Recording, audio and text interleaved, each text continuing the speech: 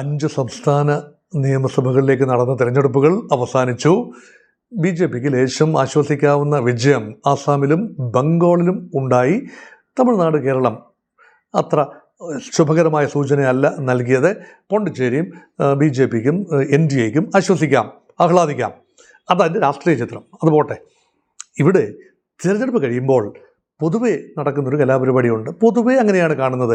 അത് കോൺഗ്രസ് ഭരിക്കുമ്പോഴും BJP ഭരിക്കുമ്പോഴും അങ്ങനെ തന്നെയാണ്. എന്താണ്?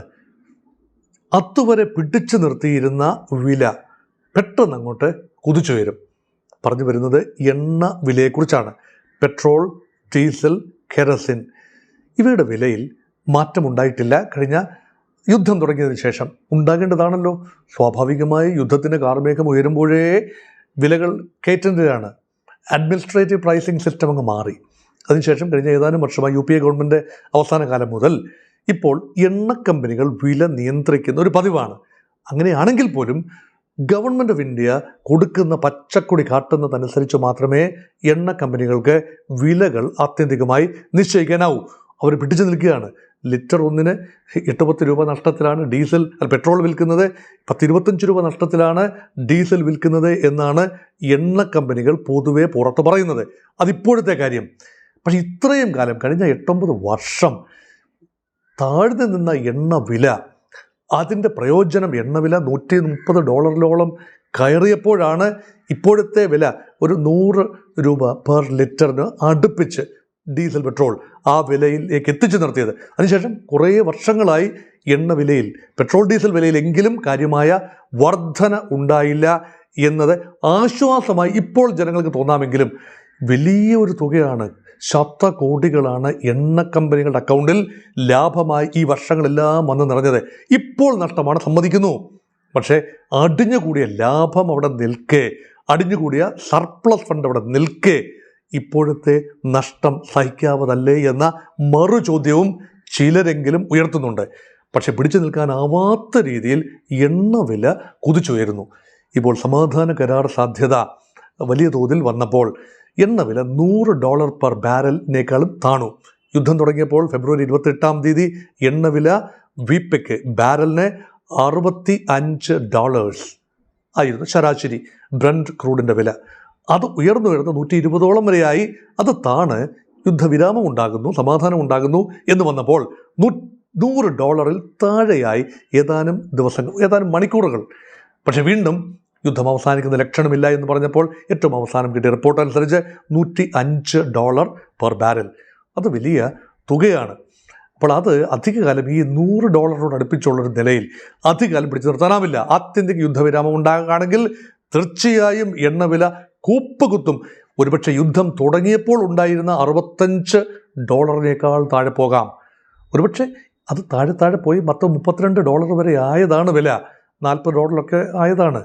അപ്പോഴൊക്കെ വലിയ തോതിൽ, അപ്പോഴൊന്നും നമ്മൾ ആഭ്യന്തര വിപണിയിലെ എണ്ണവില കുറച്ചില്ല എന്നോർക്കണം.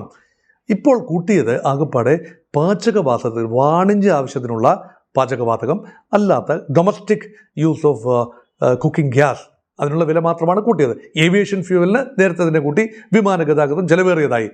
പക്ഷേ ഉപ്പ് തൊട്ട് കർപ്പൂരം വരെയുള്ള വില കൂടുന്നത് എപ്പോഴാണ്? പാചകവാതകം കൊണ്ടല്ല. അത് ഡീസലിന് വില കൂട്ടിയാൽ, ഡീസലാണ് ട്രെയിനിന് ഉപയോഗിക്കുന്ന ഇന്ധനം പ്രധാനമായും, അല്ലെങ്കിൽ ട്രക്കുകൾക്ക് ഉപയോഗിക്കുന്ന ഇന്ധനം. ഈ ട്രക്കുകൾക്ക് ഉപയോഗിക്കുന്ന ഇന്ധനമൊക്കെ ഒരു ലൈഫ് ലൈനാണ്. ഇങ്ങോട്ടും ഇങ്ങോട്ടും എല്ലായിടത്തും ഇന്ത്യ മുഴുവൻ ഗതാഗതം നടക്കണമെങ്കിൽ, ചരക്കുകൾ എത്തിക്കണമെങ്കിൽ അത് ഡീസൽ ഉപയോഗിക്കുന്ന, വൈദ്യുതി വാഹനങ്ങൾ കുറവാണെന്ന് ഓർക്കണം. ഡീസൽ ഉപയോഗിക്കുന്ന വാഹനങ്ങളാണ്. താപനിലയങ്ങൾ പ്രവർത്തിക്കണമെങ്കിൽ ഡീസൽ വേണം. പെട്രോൾ സാധാരണക്കാരൻ്റെ ഇന്ധനമാണെന്ന് വേണമെങ്കിൽ പറയാം. 2 വീലർ ഓണേഴ്സ്, ചെറിയ കാറുകളുടെ ഓണേഴ്സ്, അവരൊക്കെ ഉപയോഗിക്കുന്നവർ, മധ്യവർഗത്തിൻ്റെ ഒരു ആശ്വാസമാണ് പെട്രോൾ. അപ്പോൾ ഈ വില കൂടി വർദ്ധിപ്പിക്കാനുള്ള സമയമായി എന്ന സൂചനയാണോ കഴിഞ്ഞ ദിവസം പ്രധാനമന്ത്രി നരേന്ദ്രമോദി നൽകിയത്?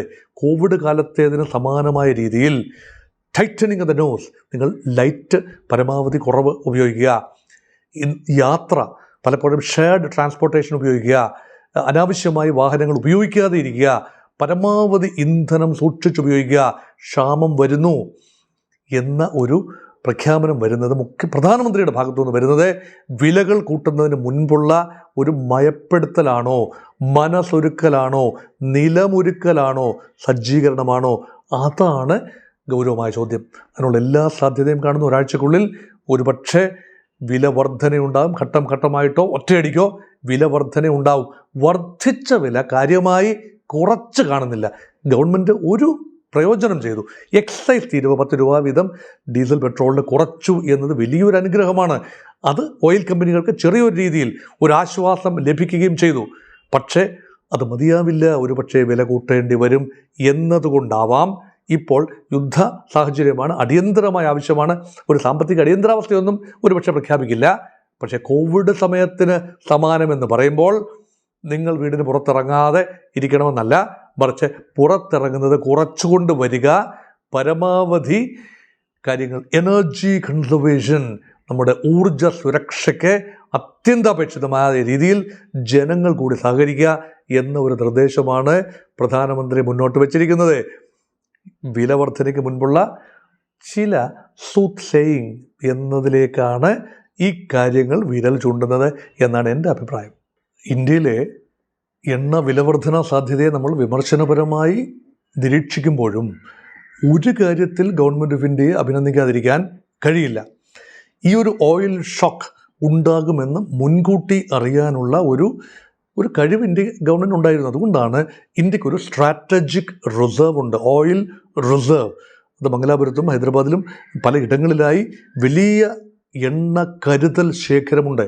അതുകൊണ്ട് ആദ്യ മാസം പിടിച്ചു നിൽക്കാൻ ബുദ്ധിമുട്ടുണ്ടായില്ല. രണ്ടാം മാസത്തിലേക്ക്, യുദ്ധം തുടങ്ങി 2-ാം മാസത്തിലേക്ക് വരുമ്പോൾ ആ ഒരു സ്ട്രാറ്റജിക് റിസർവ്സിലുള്ള എണ്ണശേഖരം ഭീതിതമായ രീതിയിൽ കുറഞ്ഞു വന്നു. അത് വരുമെന്നറിയാമല്ലോ. ഒരുപക്ഷെ അനന്തമായി നീണ്ടുപോകാൻ സാധ്യതയുള്ളതുകൊണ്ട് ഹോർമോസിലൂടെയുള്ള എണ്ണ വരവിനെ മാത്രം ആശ്രയിക്കുന്ന രാജ്യമല്ലല്ലോ ഇന്ത്യ. അതുകൊണ്ട് തന്ത്രപരമായ കരാറുകളിലൂടെ, ഇടപെടലുകളിലൂടെ റഷ്യൻ എണ്ണ ഉൾപ്പെടെ റിലീസ് ചെയ്യപ്പെട്ടത് പരമാവധി വാങ്ങിയെടുക്കാൻ ഇന്ത്യ ശ്രമിച്ചു. നോക്കൂ, റഷ്യൻ കപ്പലുകൾ ലോകത്തിൻ്റെ പല ഭാഗത്തായി ഉണ്ടായിരുന്നു. ഉപരോധം കാരണം തുറമുഖങ്ങളിലെങ്ങും അടുപ്പിക്കാനാവാത്ത രീതിയിൽ അമേരിക്കൻ പ്രസിഡന്റ് ഡൊണാൾഡ് ട്രംപിന് പറയേണ്ടി വന്നു, ഇപ്പോൾ തൽക്കാലത്തേക്ക് യുദ്ധം നിലവിലുള്ളതുകൊണ്ട് ആഗോള വിപണിയിൽ എണ്ണ വിലയ്ക്ക് തീപിടിക്കാതിരിക്കാനായി റഷ്യൻ കപ്പലുകൾക്ക് സഞ്ചരിക്കാം, റഷ്യൻ കപ്പലുകൾക്ക് മുന്നോട്ട് പോകാം. അവരിൽ നിന്നും ഏതാനും ദിവസത്തേക്ക്, 1 മാസത്തേക്ക് ഇളവ് കൊടുത്തു.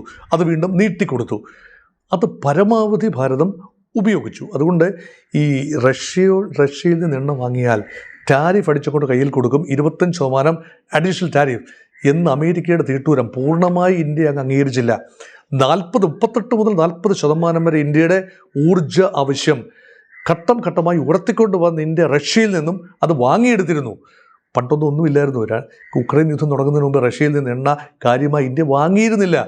യുക്രൈൻ യുദ്ധം കാരണം റഷ്യ ഉപരോധം നേരിട്ടപ്പോൾ അതൊരു വലിയ റഷ്യൻ എണ്ണ വില കുറച്ച് കിട്ടും. കാരണം ഇന്ത്യൻ റുപ്പി കൊടുത്താൽ അത് കിട്ടും, ഡോളർ മുടക്കേണ്ടതില്ല. ഇതെല്ലാം സാധ്യതയായി കണ്ടുകൊണ്ട് ക്രമാനുഗതമായി വർദ്ധിപ്പിച്ച് നിയർ സീറോ ലെവലിൽ നിന്നും 37-38% വരെയുള്ള ഇന്ത്യയുടെ ആവശ്യം റഷ്യയിൽ നിന്ന് മാത്രമായി വന്നു. അത് പൂർണ്ണമായി അവസാനിപ്പിക്കണം, ഇന്ത്യ അമേരിക്ക കരാർ ഒപ്പിടണമെങ്കിൽ എന്ന് അമേരിക്ക ശഠിച്ചുവെങ്കിലും റഷ്യയിൽ നിന്ന് എണ്ണ വാങ്ങുന്ന രാജ്യങ്ങൾക്ക് 25% ടാരിഫ് അടിച്ചേൽപ്പിച്ചു. എങ്കിലും ഇന്ത്യ റഷ്യയിൽ നിന്നും കുറഞ്ഞ തോതിൽ എണ്ണ വാങ്ങൽ തുടർന്നു. ഒരു സ്ട്രാറ്റജിക് റിസർവ്സിലേക്ക് ആ എണ്ണ കൂടി പ്രയോജനപ്പെടുത്തി എന്ന് കാണാം. അമേരിക്ക ഉപരോധം പ്രഖ്യാപിക്കുമെന്ന് അവസാനം പറയുമ്പോഴും ഇന്ത്യ 20% എണ്ണ, ആകെ ആവശ്യത്തിൻ്റെ 20% എണ്ണ റഷ്യയിൽ നിന്നുമാണ് വാങ്ങിയിരുന്നത്. അതിപ്പോൾ വളരെ കൂടിയിരിക്കുന്നു. വീണ്ടും ഉപരോധം വരാം, റഷ്യക്കെതിരെയുള്ള ഉപരോധം വീണ്ടും വരുമല്ലോ. വന്നാൽ ഉക്രൈൻ യുദ്ധം ഇപ്പോഴും തുടരുകയല്ലേ, അപ്പോൾ വീണ്ടും അത് റൂട്ട് ചെയ്യേണ്ടി വരും, മറ്റ് രാജ്യങ്ങളിലേക്ക് റൂട്ട് ചെയ്യേണ്ടി വരും. അപ്പോൾ യുദ്ധം തുടങ്ങുന്ന സമയത്ത് ഇന്ത്യയുടെ ആകെ എണ്ണ ഇറക്കുമതിയുടെ ഏതാണ്ട് 40% ഹോർമൂസ് കടന്നാണ് വന്നത്. യുദ്ധത്തിൻ്റെ ആദ്യ ഘട്ടങ്ങളിൽ പോലും ചില എണ്ണക്കപ്പലുകൾ വന്നു. പ്രകൃതിവാതകവുമായി ഏതാനും ടാങ്കറുകൾക്ക് ഇറാൻ്റെ അനുമതിയോടെ ഹോർമൂസ് കടന്ന് ഇന്ത്യയിലെത്താൻ കഴിഞ്ഞു. വരവ് പഴയ പോലല്ല, വളരെ കുറഞ്ഞു. പക്ഷേ പൂർണ്ണമായി അടഞ്ഞതിൻ്റെ ഒരു ഇഫക്റ്റ് ഒട്ട് വന്നില്ലതാനും. പ്രാക്ടിക്കലി പൂർണ്ണമായി അടഞ്ഞു തന്നെയാണ് ഇപ്പോൾ കിടക്കുന്നത്. വെനിസ്വലയിൽ നിന്നും വലിയ തോതിൽ എണ്ണ ഇപ്പോൾ വരാനാവില്ല. കാരണം അവിടെ റീകൺസ്ട്രക്ഷൻ നടക്കുകയാണ്. അമേരിക്കയുടെ ടെക്നോളജി ഉപയോഗിച്ചുകൊണ്ട് പുതിയ ഭരണകൂടമായി ചേർന്ന് നിന്നുകൊണ്ട് വെനിസ്വലൻ എണ്ണ അതൊരുപാട് സ്ട്രെയിനിയസ് പ്രോസസ്സാണ് അതിൻ്റെ സമ്പുഷ്ടീകരണം. പക്ഷേ ഗുജറാത്തിൽ ജാംനഗറിലൊക്കെയുള്ള ഫാക്ടറീസിൽ ഉള്ള റിഫൈനറീസിൽ ഇത് സമ്പുഷ്ടീകരിക്കാൻ സ്വല്പം കുഴഞ്ഞു മറിഞ്ഞ കഠിനമായ എണ്ണയാണ്, ഇമ്പ്യൂരിറ്റീസ് അധികമുള്ള എണ്ണയാണ്. അത് ശുദ്ധീകരിക്കാൻ വളരെ അധികം ഹൈടെക് ഒരു ഡിവൈസസ് വേണ്ടി ഇന്ത്യക്ക് അതുണ്ട്. അപ്പോൾ അത് വലിയ തോതിൽ വന്നു തുടങ്ങിയിട്ടില്ല, അത് വരുമെന്നതാണ്. അപ്പോൾ തൽക്കാലത്തെ ഈ കൊടുങ്കാറ്റിനെ അതിജീവിക്കാൻ കഴിയണം. ആഫ്രിക്കൻ രാജ്യങ്ങളിൽ നിന്നും ഹോർമോസ് വഴി അല്ലാതെ അംഗോളയിൽ നിന്നും നൈജീരിയയിൽ നിന്നും ഒക്കെയുള്ള എണ്ണ വാങ്ങൽ ഇന്ത്യ കൂട്ടി കൊണ്ടുവന്നു. അതെല്ലാം വലിയ കാര്യങ്ങൾ. അപ്പോഴും 85 മുതൽ 90% എണ്ണ ആത്യന്തികമായി ഇന്ത്യക്ക് ആവശ്യമുള്ളത് ഇറക്കുമതി ചെയ്യുകയാണ്. അതുകൊണ്ട് ഹോർമോസിലേക്കുള്ള എക്സ്പോഷർ ക്രമാനുഗതമായി കുറച്ചുകൊണ്ട് വരാൻ കഴിഞ്ഞു എന്നതാണ് ഇന്ത്യയുടെ നേട്ടം. അതുകൊണ്ട് ഈ ഓയിൽ ഷോക്ക് അധികം ഇല്ലാതെ ഒരു ഷോക്ക് അബ്സോർബർ എന്ന നിലയിൽ പിടിച്ചു നിർത്താൻ കഴിഞ്ഞത് ഗവൺമെൻറ്റിൻ്റെ തന്ത്രപരമായ സമീപനമാണ്. വില വർധന ഉണ്ടാവാതെ യുദ്ധം തുടങ്ങി 2 മാസം കഴിഞ്ഞിട്ടും പിടിച്ചു നിർത്താൻ കഴിഞ്ഞത് തീരെ ചെറിയ ഒരു നേട്ടമല്ല. അത് തിരഞ്ഞെടുപ്പാണ് മുഖ്യ വിഷയം എന്നതൊക്കെ സമ്മതിക്കുന്നു. പക്ഷെ അതുകൊണ്ട് ഭാവിയിലേക്കുള്ള കൂടുതൽ കരുതൽ ശേഖരം വളരെ തുച്ഛമായ വിലയ്ക്ക് എണ്ണ ലഭിക്കുന്ന സാഹചര്യത്തിൽ കൂടുതൽ സ്ട്രാറ്റജിക് റിസർവ്സ് വർദ്ധിപ്പിക്കേണ്ടതിൻ്റെ ആവശ്യകതയാണ് ഇപ്പോൾ വരുന്നത്. അതോടൊപ്പം തന്നെ ഹൈഡ്രോ കാർബൺ യുഗം അവസാനിച്ചു. ഞാൻ ഇതൊരിക്കൽ പറഞ്ഞതാണ്, വീണ്ടും ആവർത്തിക്കുന്നു. ഹൈഡ്രോ കാർബൺ യുഗം അവസാനിക്കാൻ പോകുന്നു. ഈ തിരിച്ചറിവുണ്ടാവണം. Search for new alternatives. Energy ഉപാധികൾ പുതിയതായി കണ്ടെത്തണം.